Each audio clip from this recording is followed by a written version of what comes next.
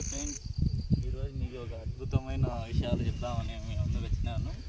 ఇది చూడండి, ఒకసారి పాతకాలం నాటి ఒక బండ అంటారు. దీన్ని చూడండి, మేము చూడండి మీ సాహసంతో సెట్ చేస్తున్నాము.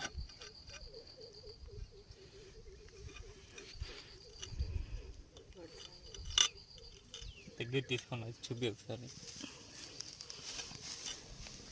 దీన్ని సెట్టు పగిలిపోయి ఇలా అయిపోయింది. పాతకాలం నాటి ఇవి